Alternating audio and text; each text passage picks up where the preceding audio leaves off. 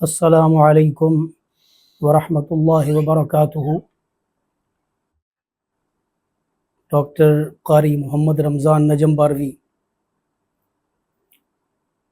عرض گزار ہوں کہ آج سے ہم اصلاح لفظ و معنی کے عنوان سے جو ایک ہماری تحریک ہے، تحریک الف لام میم یعنی اصلاح لفظ و معنی، اس کے تحت فہم قرآن و سنت کا ایک سلسلہ شروع کرنے جا رہے ہیں، جس کے اندر قرآن حکیم صحیح تلفظ کے ساتھ پڑھنے کے اصول یعنی تجوید و قرات کے اصول بیان کیے جائیں گے، اور ان اصولوں کے تحت قرآن حکیم کے الفاظ کی صحیح ادائیگی اور پروننسیشن وہ بھی بتدریج بتائی اور سکھائی جائے گی، اور اس کے ساتھ ساتھ قرآن حکیم، حدیث مبارکہ، سیرت طیبہ، فقہ اور تصوف کے حوالے سے وقتاً فوقتاً اصول، مسائل، احکام اور عصری پیش آنے والے مسائل پر اپنی آراء پیش کی جائیں گی۔ تو آپ سب حضرات سے گزارش ہے کہ ہمارے اس پروگرام سے استفادہ کے لیے ہمارے اس چینل کو سبسکرائب کریں اور فالو کریں، شیئر بھی کریں، تاکہ زیادہ سے زیادہ لوگ اس سے استفادہ کر سکیں۔ آج ہم چونکہ ابتدا کر رہے ہیں اور کسی بھی اہم اور جائز کام کو شروع کرنے کے لیے اللہ کے محبوب رحمت عالم تاجدار ختم نبوت صلی اللہ علیہ وآلہ وسلم نے جو ایک طریقہ بتایا ہے، اس کے متعلق چند معروضات میں عرض کروں گا، اور دوسرا یہ کہ طلباء اور طالبات جن کو یہ پریشانی ہوتی ہے کہ اسباق کو یاد کرنے میں دقت ہوتی ہے، سبق یاد کرنے کے بعد وہ بھول جاتے ہیں، تو اس کے لیے 2-3 اہم دعائیں وہ بھی عرض کروں گا، اور اس کے ساتھ ساتھ جو لوگ یہ چاہتے ہیں کہ انہیں قرآن سے محبت اور ان کا تعلق قرآن کے ساتھ قائم ہو جائے، تو اس سلسلے میں بھی ایک دعا میں عرض کروں گا۔ سب سے پہلی بات یہ ہے،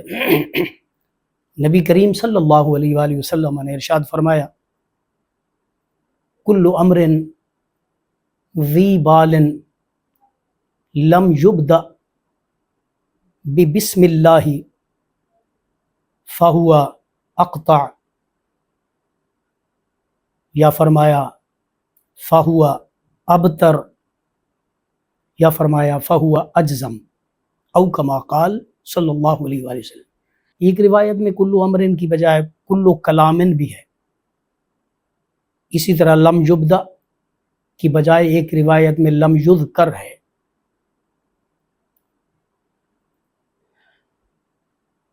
اور ایک روایت ہے لم یبدا فیہ بحمد اللہ،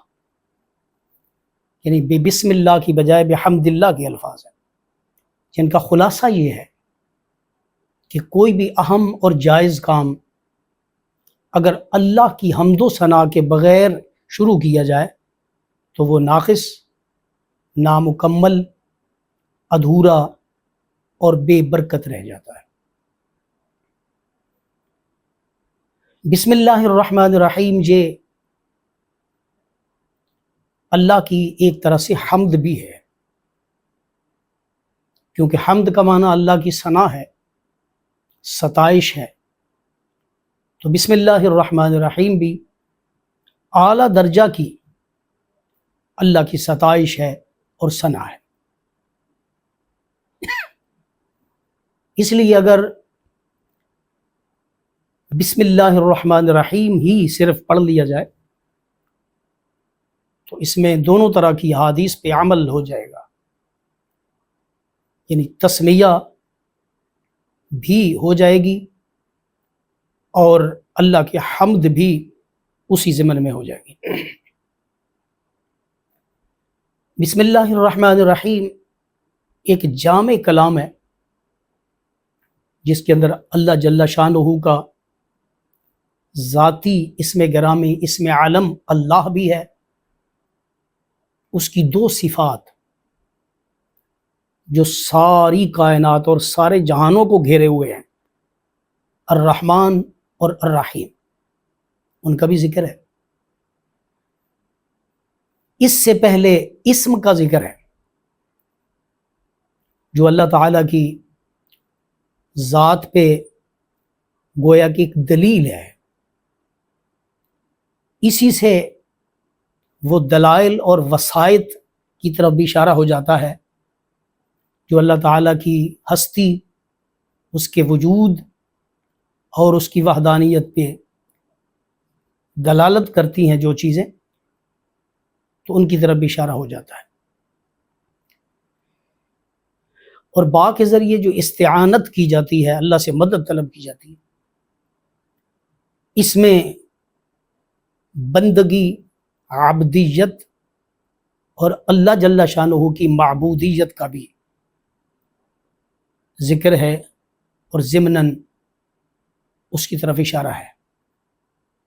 کہ ایک بندہ جو اللہ سے استعانت کر رہا ہے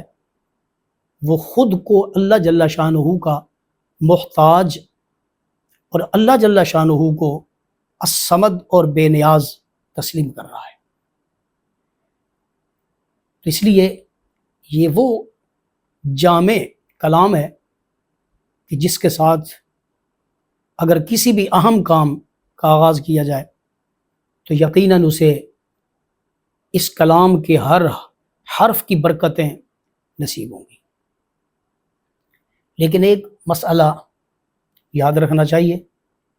کہ کسی بھی حرام اور ناجائز کام سے پہلے جان بوجھ کر،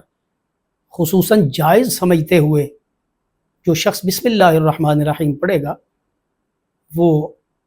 دائرہ اسلام سے خارج ہو جائے گا۔ اس لیے حرام کام سے پہلے بسم اللہ الرحمن الرحیم پڑھنا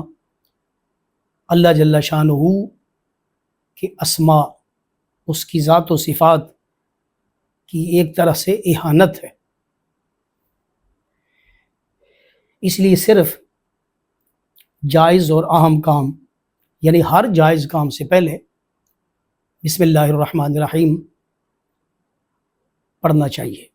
نبی کریم صلی اللہ علیہ وآلہ وسلم نے جو ہرقل کو مکتوب روانہ فرمایا تھا اس کی ابتدا بسم اللہ سے تھی، اور نبی علیہ الصلوۃ والسلام کے تمام خطبات اللہ جل شانہ کی حمد سے شروع ہوتے ہیں، اور پھر قرآن حکیم خود اللہ جل شانہ نے اس کا آغاز بسم اللہ سے بھی فرمایا اور اپنی حمد و ثنا سے بھی فرمایا۔ تو اس لیے خصوصاً قرآن و سنت کے فہم کے لیے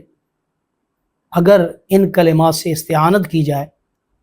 تو یقیناً اللہ جل شانہ ایسے آدمی پر اپنے علم کے فیضان اور اپنی معرفت کے دروازے کھول دے گا۔ جو لوگ یہ سمجھتے ہیں، جو بچے طلبہ اور طالبات خصوصاً، کہ انہیں سبق یاد کرنے میں مشکل پیش آتی ہے، تو اس کے لیے دو دعائیں وہ یاد کریں۔ سبق پڑھنے سے پہلے قرآن حکیم ہو، حدیث ہو، فقہ ہو، سیرت ہو، یا کوئی بھی علم ہو جو جائز علوم ہیں، دنیاوی ہوں یا دینی ہوں، اس سے پہلے چند مرتبہ اللہم افتح علینا حکمتک وانشر علینا رحمتک یا ذا الجلال والاکرام یہ پڑھ لیں۔ لیکن ہر دعا سے پہلے درود پاک پڑھنا اس کی قبولیت کی گویا سند ہوتا ہے۔ دوسری دعا جو ہمارے بزرگوں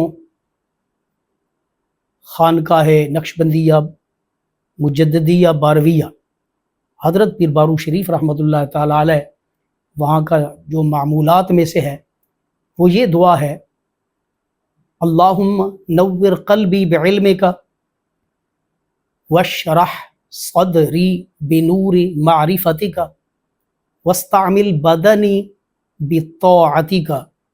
وبارک وسلم علی حبیبک صلی اللہ علیہ وآلہ وسلم۔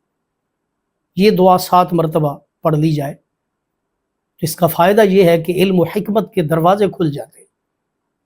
اللہ کی معرفت کا نور نصیب ہوتا ہے، اور اپنے علم پر عمل کی توفیق ہوتی ہے، کیونکہ ان کلمات کے معنی یہ ہیں،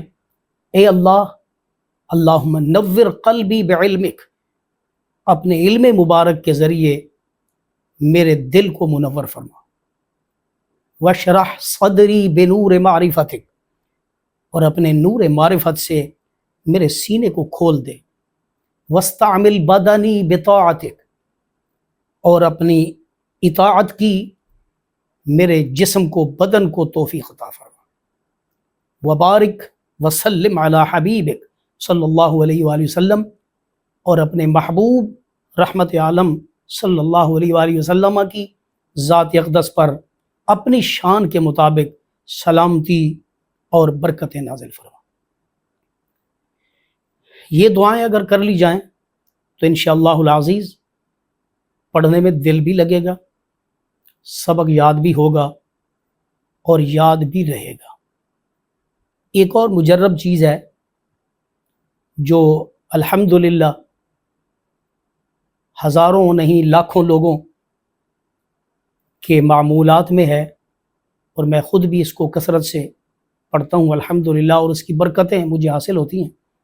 کہ قرآن حکیم کے آخر میں ایک دعا لکھی ہوئی ہے، اگر اس کو پڑھا جائے اپنی دعا میں 1 مرتبہ